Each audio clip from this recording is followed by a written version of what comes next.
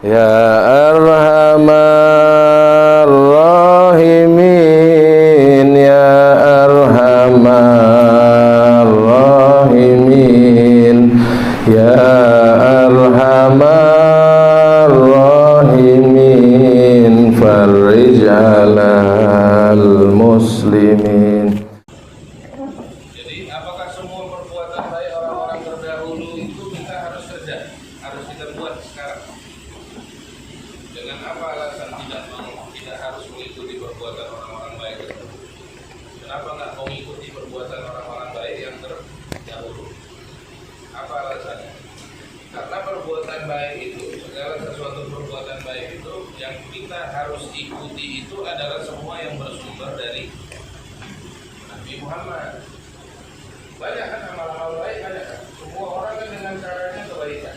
Tapi standar untuk kita bisa mengikuti dan kita pakai semua amal baik itu apa? Sanad. Berarti amal baiknya itu adalah bagian daripada sanad. Jadi harus sampai kepada Nabi Muhammad. Jadi kalau ada amal baik yang lain, tapi dia tidak bermuara,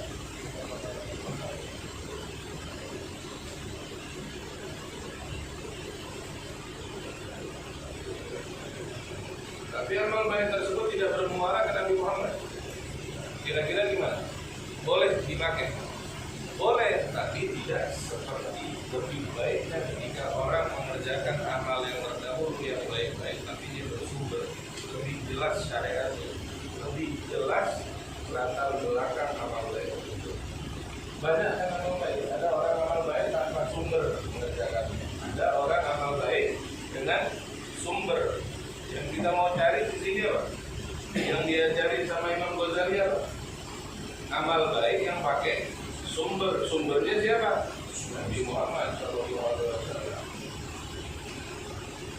Tapi kalau misalnya ada satu amal baik dia tidak bersumber, boleh nggak mengerjakan? Tetap boleh, tetap boleh. Tapi permasalahannya yang lebih baik, yang kita harus lebih fokus adalah amal baik yang bersumber dari Nabi Muhammad, supaya ada penanggung jawab, ada contoh. Karena kalau sudah sampai ke Nabi Muhammad pasti sampai ke Allah Subhanahu wa Ta'ala. Paham kan? Paham kan? Banyak amal baik. Maka bagaimana cara kita supaya bisa ketemu dengan amal-amal baik yang terdahulu? Dari mana kita bisa dapat? Ini maksudnya di sini. Bagaimana kita bisa mendapatkan cerita orang-orang terdahulu yang mengerjakan amal-amal baik? Gimana caranya? Kita harus dengar cerita riwayat hidup mereka. Namanya manaqib. Riwayat Imam Bukhari. Ada nggak riwayat? Cerita kehidupannya kayak mana? Ada nggak? Riwayat Imam Syafi'i. Ada kan? Riwayat hidupnya ada kan? Berapa tahun dia belajar? Berapa tahun dia begini? Berapa tahun dia begitu? Riwayat hidup Ustaz kita sama-sama, Ustaz Yusuf. Ada riwayat hidupnya nggak? Ada riwayat. Kalau kita mendengar sedikit riwayat hidup orang-orang terdahulu yang baik-baiknya, kira-kira menjadi gambaran kehidupan kita nggak untuk menjadi baik? Itu dia sama sebagaimana yang kita baca saya malam Jumat, riwayat singkat hidupnya Nabi Muhammad, supaya tahu bagaimana cara berdagang Nabi, bagaimana cara muamalah Nabi Muhammad. Kalau kita tak ada cara kerja, kalau kita tidak ada cara prakteknya, hanya teori doang, berarti nggak cara kerjakan cara Islam. Belajar sholatnya doang, tapi ngelihat orang sholat belum pernah.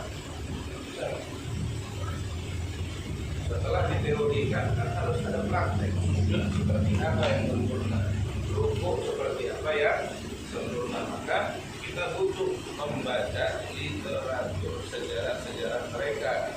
Tujuannya untuk memotivasi diri kita, supaya kita tahu membentuk diri kita seperti apa maunya. Semuanya sudah tersedia, tinggal kita baca lagi program apa yang kita sering baca.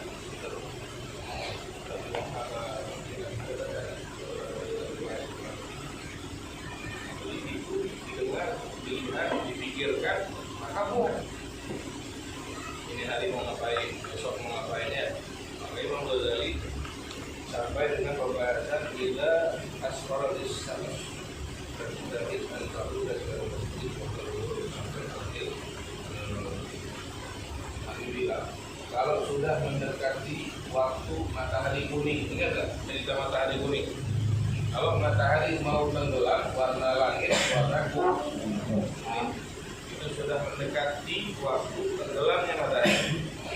Maka apa yang dianjurkan, apa yang dikerjakan oleh Nabi Muhammad SAW melalui kitabnya Imam Ghazali ini mengatakan bahwasanya mendekati kembali kita balik kepada masjid. Sama yang kayak kalian lakukan, waktu sudah dekat itu kalian benar. Harusnya ketika jam 6 itu tutup, emang tutup di sini sampai maghrib, bukan ada aktivitas yang lain. Nah, itu. Jadi sudah dalam keadaan berwudu, sudah bawa kitab, sudah bawa Quran. Nunggu apa? Maghrib. Kenapa? Waktu maghrib masuk pasti ada. Pasti mengerjakan amal-amal, kemudian sholat maghrib. Habis itu dengan maghrib polisi ngapain? Sudah ada amalan lagi kan? Kita nggak lepas. Dipersiapkan urusan-urusan keperluannya, baik urusan badan, baik urusan perut dari sebelum jam. Nah, jadi jam 6 lewat 15 atau lewat 10 kita standby di sini untuk amalan menunggu waktu maghrib. Itu yang sebenarnya terjadi sama Nabi Muhammad. Kali-kalinya seperti itu. Bukan Nabi Muhammad datang ke masjid waktu matahari kuning, kemudian setelah amalan dia pulang lagi atau main-main. Kayak mana amalan Nabi Muhammad? 15 atau setengah jam sebelum maghrib berarti kan langsung duduk di masjid, udah nggak keluar dari masjid, udah ya pelan-pelan arahnya ke sana nanti ya. Jadi siapkan semua urusannya sebelum waktu itu. Jika waktu sebelum datang baik 15 menit sebelum ada itu sudah diam, sudah dalam keadaan berwudu. Ya, sama kayak terjadi sebelum Isya di dalam waktu hari Senin dan hari Kamis. Sebelum Isya itu ngapain? Selama ini ngapain? Kan sering tuh kelihatan setiap hari Senin sama hari Kamis, ya kan? Habis kita sholat, habis kita bikin amalan, kan pada berdiri tuh, itu bikin apa? Keluar sana, ngapain? Keluar nggak? Kalau habis amalan keluar nggak? Kalau keluar ngapain? Duduk. Wudu berarti wudu apa ngapain? Memperbaharui wudu. Apa wudunya batal? Memperbaharui. Tapi itu ada lagi. Ya udah. Pelan-pelan nanti. Jangan kasih kesempatan adanya kosong antara amalan. Jadi kosong antara amalan. Pelan-pelan. Gak dipaksa dulu. Bahkan kita mau lihat cerita aslinya kayak mana. Contoh misalnya kita maghrib, benar kan? Maghrib sama-sama kan? Kemudian kita mengerjakan amalan kan sama-sama kan? Kemudian azan kan? Habis itu iqomah sholat, itu namanya selesai.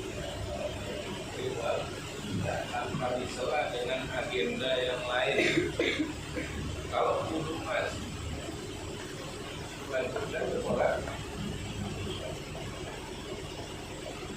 Pelan-pelan nanti berarti itu seperti itu. Kalau dia bisa berhasil, berarti dia bisa berusaha mirip kayak Nabi Muhammad untuk 24 jam dalam keadaan ibadah. Tapi jangan colong waktu tersebut. Di antara maghrib dengan isya sudah di posisi standby mau sholat. Untuk ada seksual, dia batal. Ingat, di dalam amalan, di dalam penghafalan Quran dan lain-lain sebagainya, di dalam majelis taklim usahakan dalam keadaan berwudu. Jangan pernah lepas wudu. Kalau mau lepas wudu di mana? Kamar mandi. Keluar dari kamar mandi, wudu lagi. Jadi, jangan pernah di dalam keadaan di pondok kita lepaskan wudu kita. Apakah ini di dalam majlis, di dalam hafalan? Bisa hafalan nggak pakai wudu? Kenapa? Karena pegang Quran. Pegang Quran kan nggak boleh nggak pakai wudu. Jadi Imam Ghazali beri kita beberapa amalan di waktu tersebut menunggu sholat maghrib tadi dengan tasbih. Ada tasbihat, sibukkan diri dengan tasbihat. Apa tasbihat? Tasbih itu adalah kalimat subhanallah, alhamdulillah, ya, tahmid, takbir, Allahu akbar, istighfar, astagfirullah, fa inna fadla hadzal waqti kafadli ma qabla al-fajr. Bilang kata Imam Ghazali mengatakan sebelum tenggelamnya matahari sama barokah dan fadilahnya seperti sebelum terbitnya matahari. Jadi waktu maghrib dengan waktu subuh fadilahnya sama-sama, barokahnya banyak. Sebagaimana barokah sering diucapkan atau disampaikan dengan para muallim sebelum subuh, begitu juga sebelum maghrib barokah dan fadilahnya banyak. Wallahu ta'ala wa salli bihamdi rabbika qabla tulu'i syamsi wa qabla ghurubiha syamsi. Ada perkataan Allah Subhanahu wa taala di dalam Quran menganjurkan hambanya, makhluknya untuk bertasbih sebelum terbit matahari dan sebelum tenggelam. Gimana di Quran? Allah perintahkan kita untuk waktu tersebut digunakan untuk bertasbih. Waqra qabla ghurubi syams. Ada juga amalan-amalan daripada surah-surah pendek. Amalan-amalan daripada surah-surah pendek. Amalan-amalan daripada surah-surah pendek. Amalan daripada surah-surah pendek. Sebelum kapan amalan surah pendeknya? Sebelum maghrib. Seperti wasyamsi wa duhaha. Apa enggak? Apa belum?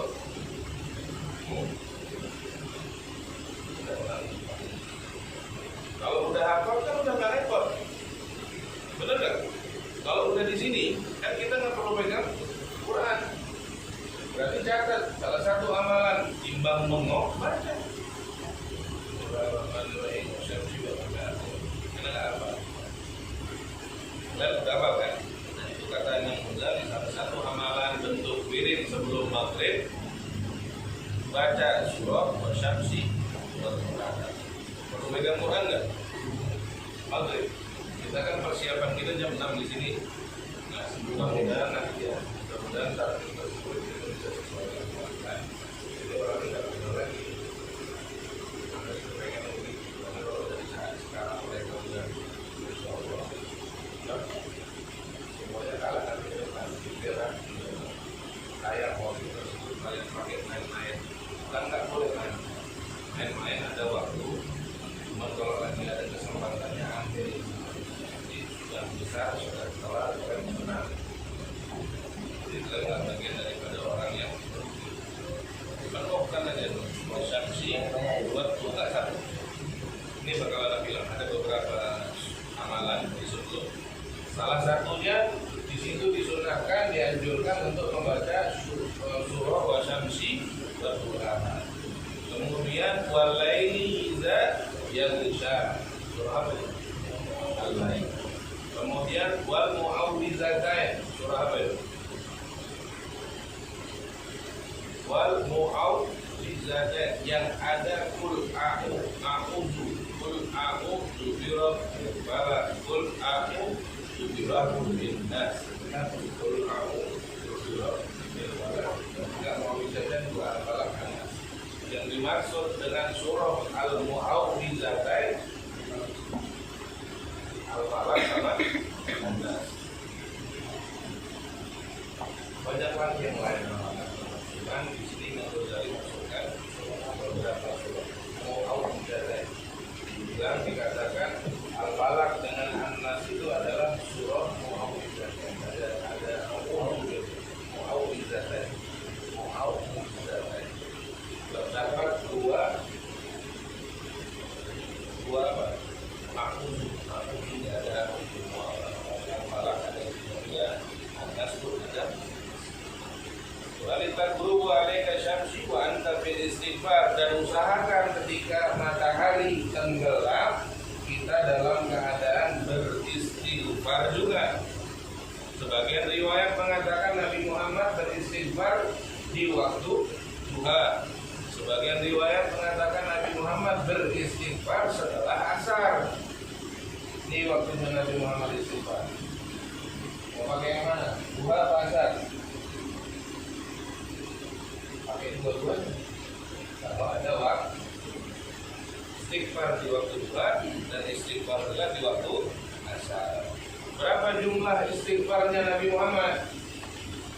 Sebagian riwayat mengatakan 1070 kali. Sebagian riwayat mengatakan Nabi Muhammad beristighfar 70 kali. Seorang Nabi yang maksum, seorang Nabi yang terjaga daripada dosa, beristighfar 70 kali. Nah kita berapa kali tadi?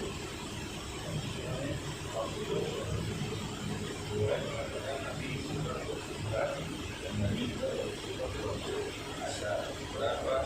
Sebagian riwayat mengatakan jumlah istighfarnya Nabi itu adalah 70 kali. Ini berapa kali tadi? Di waktu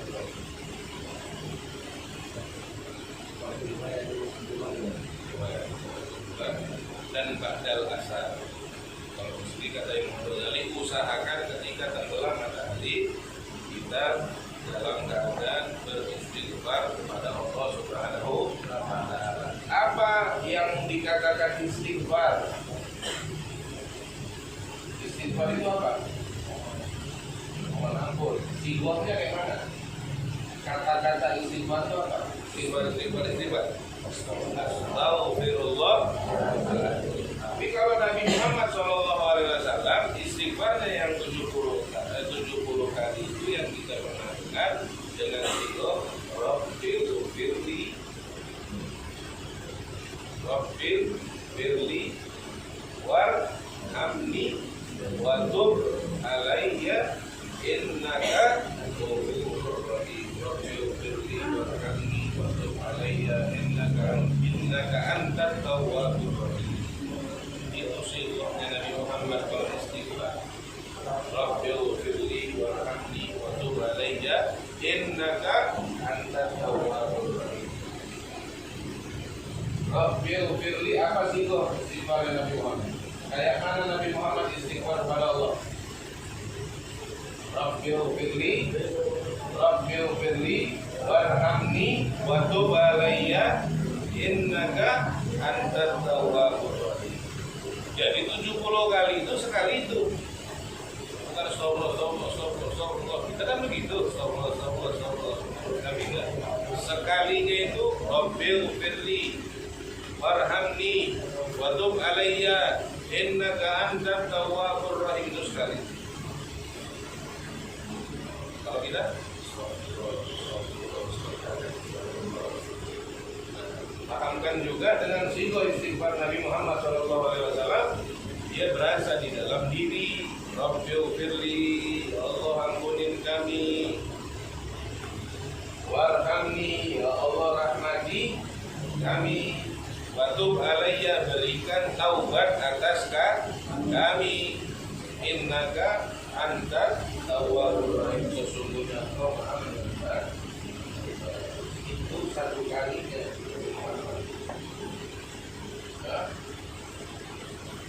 Panjang nggak?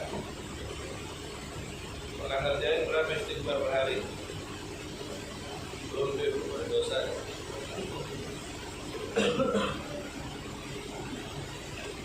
Kita sami'tal adzan fa'ajibhu. Kemudian apabila terdengar ada suara adzan, maka hentikan semua amal, hentikan semua keadaan, maka fokuslah untuk menjawab adzan. Wa qul ba'dahu, dan dikatakan setelah adzan apa? Allahumma inni as'aluka inda iqbali lailika wa idbari naharika wa huduri sholatika wa aswatu du'aika wa an tu'tiya Muhammad Muhammad al-wasilah wal fadilah wasyarafa wad darajah ar-rafi'ah wa ba'dul maqam al-mahmud alladhi wa'adahu la tuqribu minna.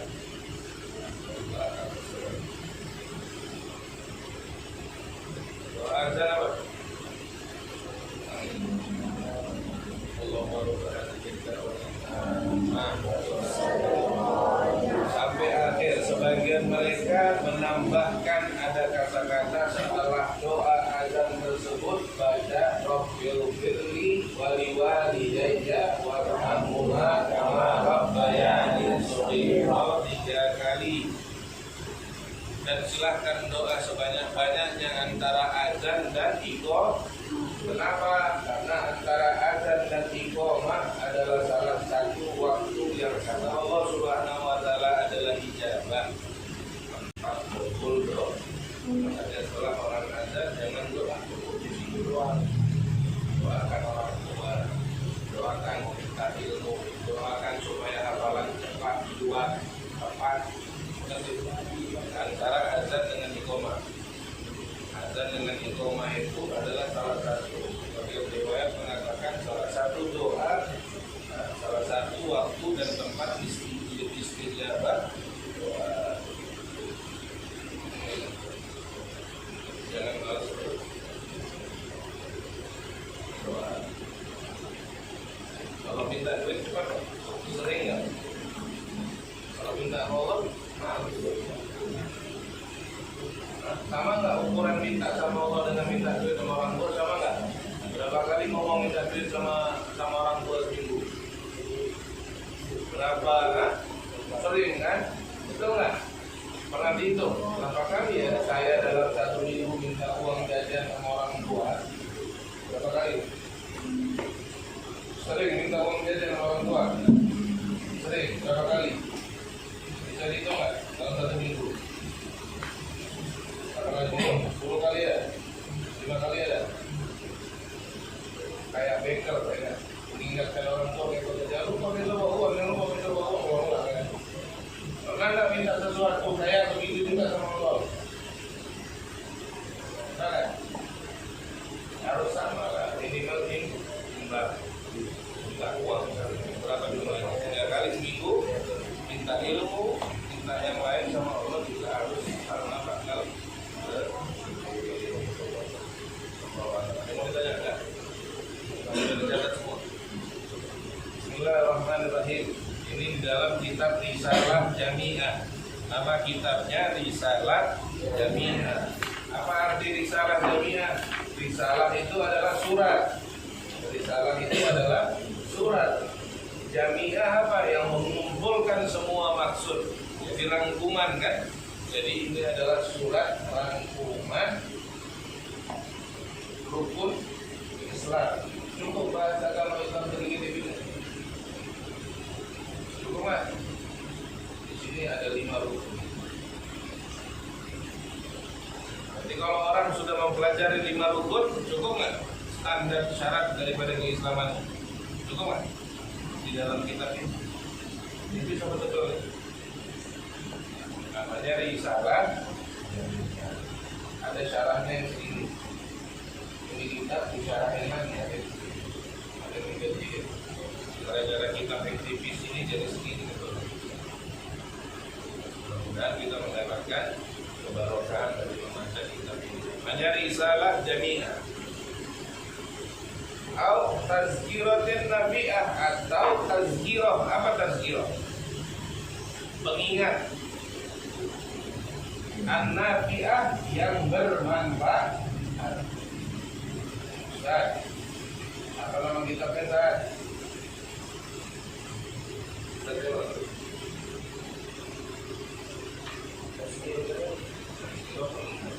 An-nafi'ah yang bermanfaat. Siapa yang karang ini? Yang karang ini Habib Ahmad bin Zaid Al-Aksi. Siapa Habib Ahmad bin Zaid? Mempunyai seorang guru namanya Al-Habib Abdullah bin Alwi Al-Haddad yang orang Ratib.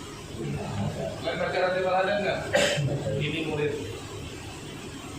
Enak nggak kalau tahu orang yang pas mau belajar? Nah, namanya risalah jamiah. Habib Ahmad bin Zaid Al-Habsyi. Jadi Ratibul Haddad yang sering kalian baca ini punya murid sekarang kita. Muridnya Habib Abdullah bin Ali Al-Haddad. Murid kesayangan beliau namanya Habib Ahmad bin Zaid Al-Habsyi. Di mana tinggalnya? Di Hadramut. Nama kotanya Hausoh.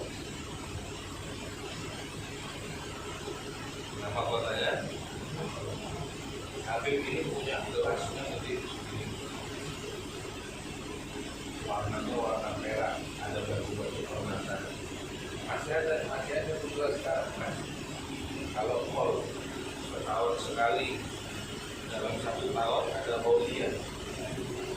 1 tahun dalam 1 tahun sekali, 2 gelas berwarna. Kita boleh minum di gelas. Nanti habis dibuang lagi air, bawa lagi. Boleh minum di gelas air pakai. Masih ada gelas. Gelasnya kayak piala, ada kaki gitu. Kayak mangkok.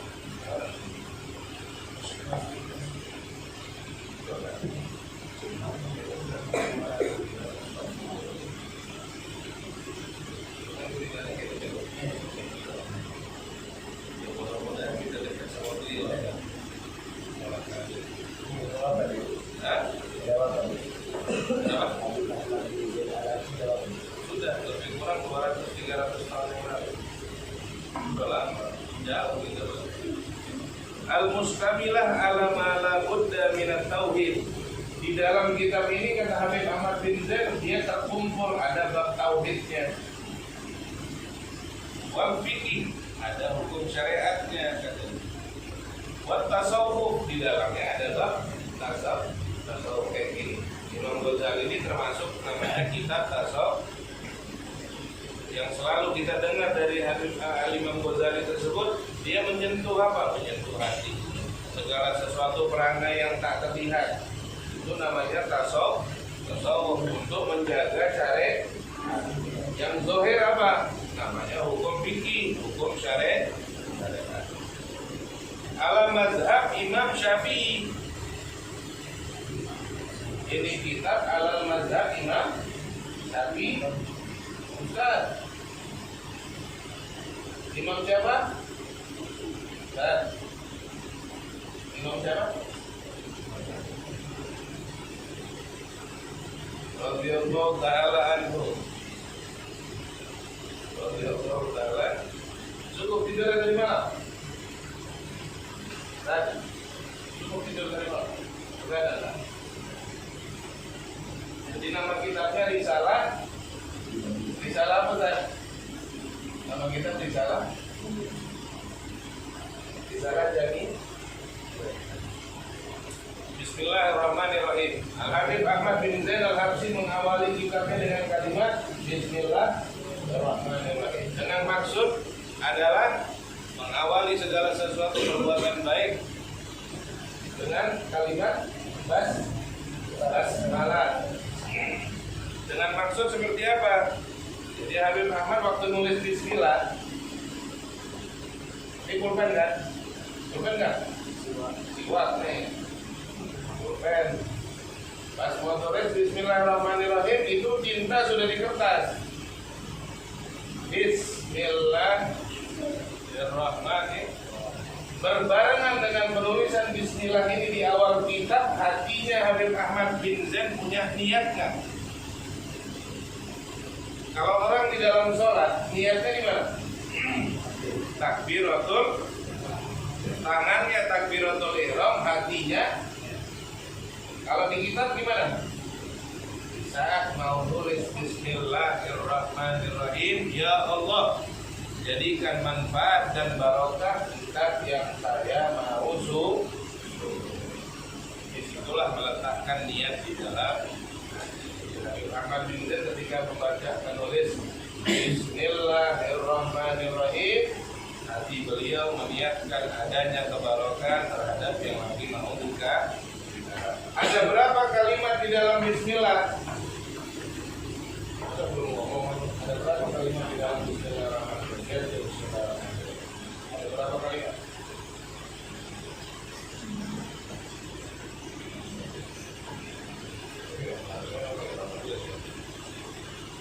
Ada 4 kan? Yang artinya, yang maksudnya dan asalnya itu ada 5. Di mana satunya? Bismillah. Ada berapa kata? Ada berapa? 4 kan? 1, 2, 3, 4, ya kan? Di mana yang kelima? Hah? Di huruf ba. Penulisan aslinya ba. Isim digabung bismi. Jadi itu terangkai dari 5 kata. Ba sendiri punya maksud adalah musahabah, berbarengan, bersamaan. Dengan apa kamu datang ke sini? Bahasa Indonesia kan? Kalau jawabannya pakai bahasa Arab, bisyayaro. Dengan mo, ba itu artinya dengan. Dengan siapa kalau kamu datang? Dengan ustaz. Kalau bersamaan jadinya mahal ustaz. Tapi dengan kendaraan apa? Bisyayarobah itu maknanya musahabah atau berbarengan. Ada berapa hukum basmalah? Hukum di dalam Bismillahirrahmanirrahim. Hukum di dalam Bismillahirrahmanirrahim ada namanya hukum wajib. Membaca bismillah hukumnya wajib. Di mana baca bismillah hukumnya wajib? Di dalam sholat. Di mana baca bismillah hukumnya sunnah? Ketika mengerjakan amal Di mana baca bismillah hukumnya makruh? Ketika yang kita kerjakan hal makruh. Seperti apa? Makan bawang mentah, makruh nggak?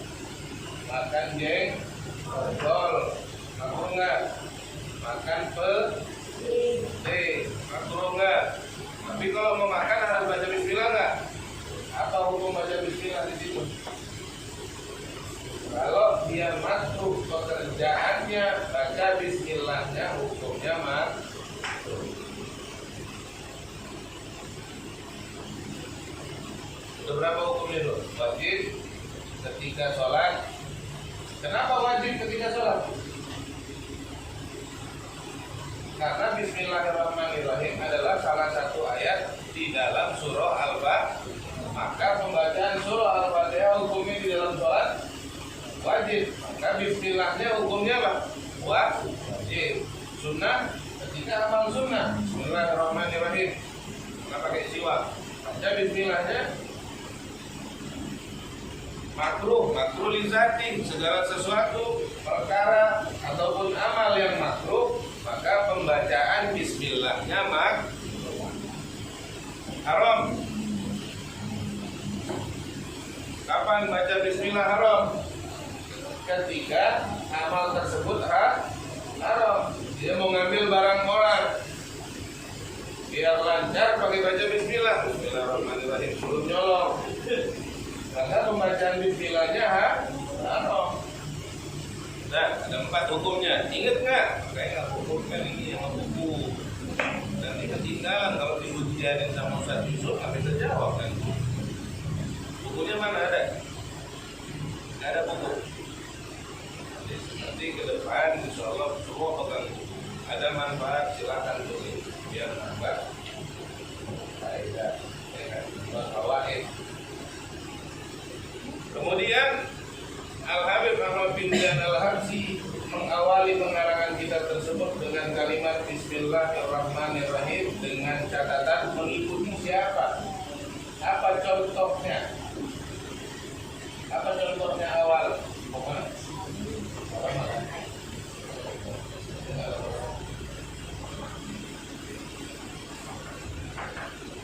Dicontohkan apa? Oleh Muhammad bin Zaid. Mengikuti kita Allah, yaitu Al-Qur'an. Apa ayat, apa tulisan pertama di dalam surah, di dalam Al-Qur'an adalah kalimat Bismillahirrahmanirrahim. Kemudian Habib Muhammad bin Zaid Al-Habsyi mengatakan Alhamdulillahirabbil alamin. Dia memuji kepada Allah. Pertama, memuji kepada Allah ini kalimat hamdalah ini hukumnya pun ada. Kapan kita membaca alhamdulillah wajib?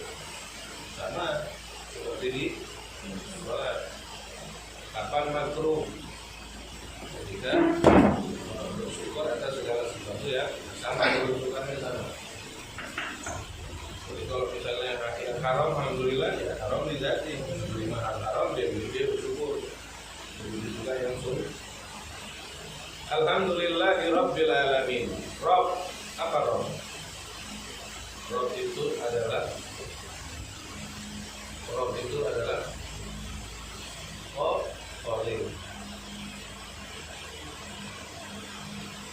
Khaliq adalah pencipta.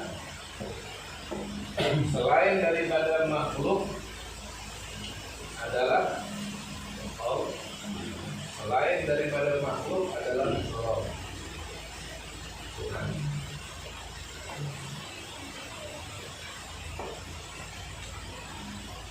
Ya. Selain daripada Allah adalah makhluk. Semua yang diciptakan Allah ini namanya alamin. Rabbil alamin. Tuhan semesta alam. Tempatnya, isinya, apapun yang ada di dalam alamin ini. Apa yang ada di dalam langit? Apa yang ada di dalam bumi? Apa yang ada di balik bumi? Itu semuanya namanya alamin. Adapun yang menciptakan itu Allah Subhanahu wa ta'ala. Nah tadi di Bismillah berarti terdiri dari lima kata. Ada ba, musohaba, ya kan? Ada isim, ada Allah, di situ dikatakan lafzul jalalah, nama yang tertinggi. Allah itu adalah lafzul jalalah, nama yang tertinggi. Ar-Rahman apa? Salah satu sifat daripada sifat ya, Ar-Rahman, Maha Rahman. Yang mana Ar-Rahman tersebut adalah memberi nikmat-nikmat yang besar. Kayak apa? Bisa melihat, bisa berjalan, bisa bernapas. Nikmat yang besarnya. Ar-Rahim memberi nikmat juga, salah satu sifat Allah yang memberi nikmat, tapi nikmat-nikmat yang halus. Kita melihat dengan mata sampai mana? Sampai apa yang terlihat aja di depan kan? Ada orang dikasih kenikmatan melihat yang di balik tembok ini dia bisa tahu. Jadi nggak betul. Bukan terus pandang kalau itu superboy. Ngerti maksudnya? Sama-sama melihat, satu zahiriyah, satu batiniyah. Nah, lembut dia. Bisa makan, dikasih makanan. Nikmat apa itu? Zahiriyah kan? Tapi di balik makanan tersebut dia bisa merasakan sesuatu kenikmatan yang lebih. Itu sifat yang tipis tadi diberikan daripada sifatnya Allah. Kenapa? Standar mata itu kan nggak dikasih kacamata. Ini enggak. Kalau dikasih kacamata itu kan udah ada pakai alat bantu. Ya, kalau pakai alat bantu kan. Normalnya tanpa alat bantu. Tapi ini enggak. Setelah dia tidak pakai alat bantu, dia bisa melihat lebih tajam daripada penglihatannya orang lain. Nikmat itu dikasih dengan sifat emas. Paham kan? Jadi kalau kita mau simpulkan, ada pemberian zahir, ada pemberian. Nah, kalau zahir sifat Allah Ar-Rahman yang memberi, kalau batin sifat Ar-Rahman.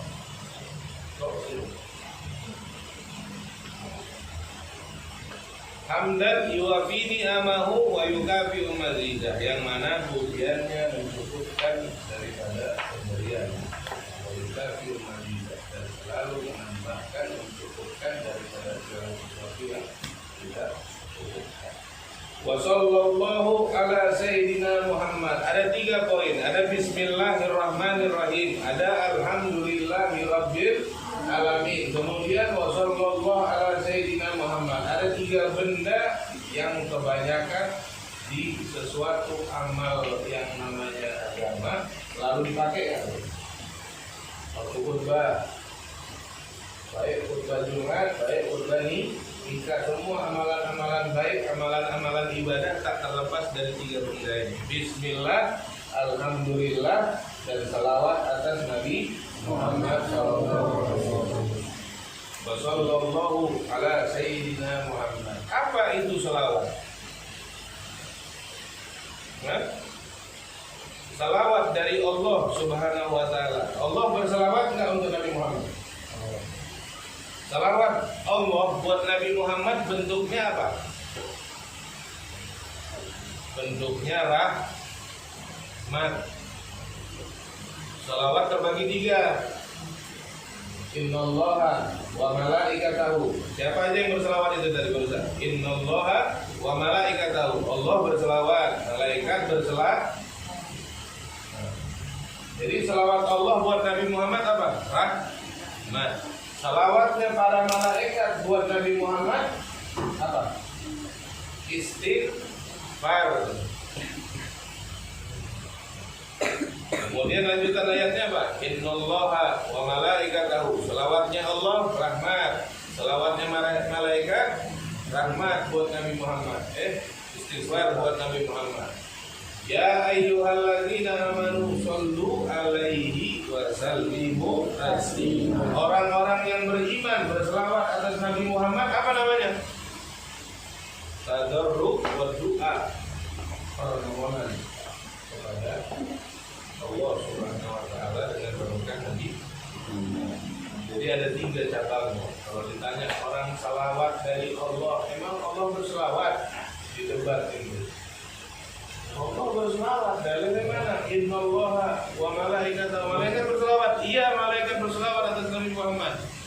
Adapun fungsi dan maksud daripada selawat dari Allah adalah rahmat. Selawat dari malaikat istighfar. Salawat dari kita model orang-orang mudah-mudahan insyaallah tergolong orang-orang beriman adalah tadarruk wa du'a. Tadarruk wa du'a. Tadarruk wa du'a. Doa, permohonan.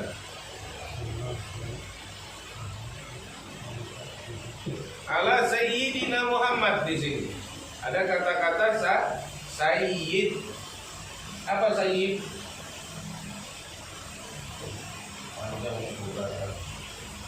Sampai begitu juga ya.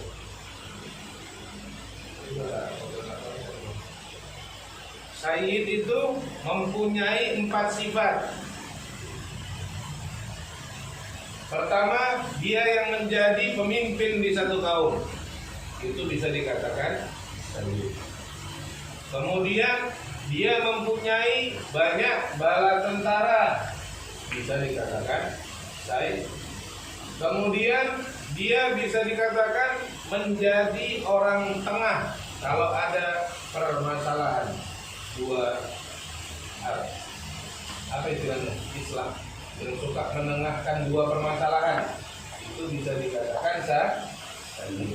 Jadi kalau ada 2 kubu, 2 kampung lagi bermasalah, masuk 1 orang, dia bisa kelarkan masalah ini, maka dia bisa atau bagian daripada ciri-ciri seseorang sayyid. Yang keempat, dia harus mempunyai sifat hilim. Apa itu hilim? Ha, lam, mim, hilim. Malayastafizul qadar. Dia mampu menahan amarah.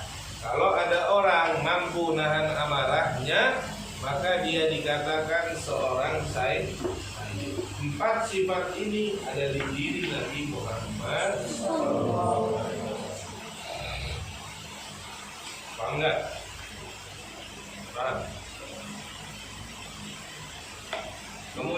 Muhammad ini nama yang sering tertuju dengan pujian.